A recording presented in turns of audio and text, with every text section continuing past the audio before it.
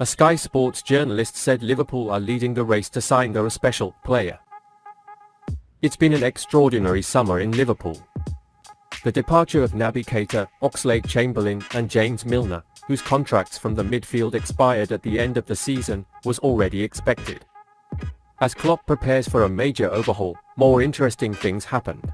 Jordan Henderson and Fabinho surprisingly made their way to Saudi Arabia. Under normal circumstances, both players were among Klopp's plans. However, these proposals were accepted in terms of both the size of the offers and the acceleration of the renewal. But now it's clear that Liverpool need more midfielders. The Reds furthered talks with Romeo Lavia following Fabinho's departure. Liverpool are getting closer and closer to a deal with Southampton for midfielder Romeo Lavia. The Reds seem to have been locked in talks with the Championship club for Lavia for the past few weeks. Seeing that the first offer was rejected, Liverpool seem ready to return with an advanced offer. This new, higher offer will be accepted by Southampton, according to French publication Foot Mercato. They claim a deal is now one step away, and that Lavia will cost Liverpool £43 million. The deal is said to be in the process of being finalised, and the final figure between the two clubs is currently the only thing missing. The deal to take Lavia to Anfield was dependent on Liverpool completing the departures of both Fabinho and Jordan Henderson. As both of these sales dragged on, the Reds' relationship with Southampton perhaps got a little bit more icy. With Fabinho and Henderson no longer officially Liverpool players, the pace of things has developed normally. On the other hand, according to Sky Sports' Domesh Sheth, the Reds are really favourites to sign the Belgian.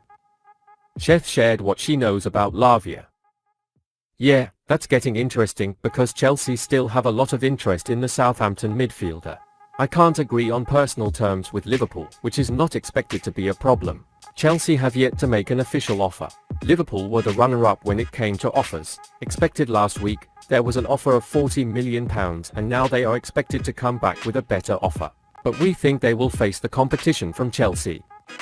After Liverpool's revised offer, the announcement of this transfer seems to take a very short time. Andreas Christensen is a dreamy Gvardiol alternative. Liverpool may be focusing their attention on rebuilding the midfield this summer, but Barcelona is still keeping an eye out for centre-back Andreas Christensen. Spanish sources claim that Liverpool are still hoping to sign Christensen after failing with a €30 million bid, with La Blaugrana expecting close to €50 million. The Danish national team player was impressive in Spain last season after joining on a free transfer from Chelsea. He played a central role in the club's pivotal La Liga victory.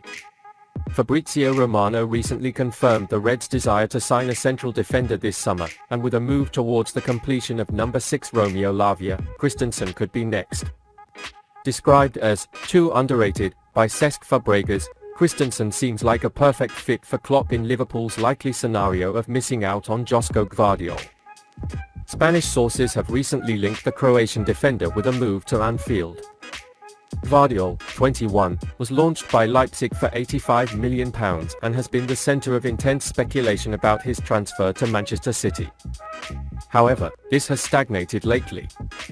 Hailed as Rolls-Royce by journalist Zach Lowy, Gvardiol is a world-class football player. He certainly has the desirable qualities of a modern central defender. He ranks in the top 16% of his positional peers for pass completion, the top 18% for progressive passes, the top 1% for attempted passes, and the top 4% for successful transfers. Christensen, once said to be a truly special talent by Chelsea writer Simon Phillips, is able to emulate Gvardiol's talents. He is also in the top 1% of centre-back for pass completion, the top 5% for attempted passes, and the top 10% for progressive passes per game. With great regularity, making the right decisions and commendable passes, which Klopp coveted, as once praised as intelligent by ex-manager Thomas Tuchel. Last year, the £149,000 weekly ace, who played 32 matches in all competitions with the Barcelona jersey, secured the Spanish First League Championship. It also impressed last season with an average SofaScore rating of 7.1. He completed 94% of his passes, averaged 2 gaps per game, and won 69% of aerial duels. By comparison, Vardiol averaged 6.9, completing 89% of his passes, averaging 2.3 gaps per game. He also won 56% of aerial duels. It's certainly an attractive option, given that Christensen could be ready for around half of what Gvardiol's departure from Leipzig would cost. Given the lucrative spending already incurred by Klopp's side this summer, it seems like Christensen is the one to weigh in on which signature would be more appropriate.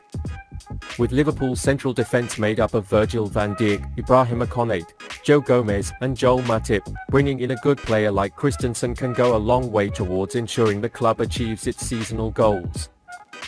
Jürgen Klopp has confirmed Curtis Jones plans to be number 6 for now. Jürgen Klopp has hinted that Curtis Jones may have a future in keeping midfield for Liverpool after pre-season trials. The Reds didn't have a typical 6 in their friendly match against Leicester in Singapore on Sunday, as Fabinho and Jordan Henderson were sold to Saudi Arabia and negotiations for Romeo Lavia are still ongoing. Trent Alexander-Arnold had been asked to work in this position in previous friendlies. However, he returned to his right-back hybrid role against the Foxes. The responsibility therefore fell on Jones, who played as the owner of the England U21s in the victorious Euro campaign earlier this summer. The young Scouser was later impressed with this performance, and Klopp confirmed it when asked if he could open up more opportunities by being number 6 after that. There's no doubt that Curtis can have a huge impact from this position, Klopp said. I think his improvement over the last few months since he's been with us has been remarkable. Especially with the recent injury he pulled back, which didn't really help.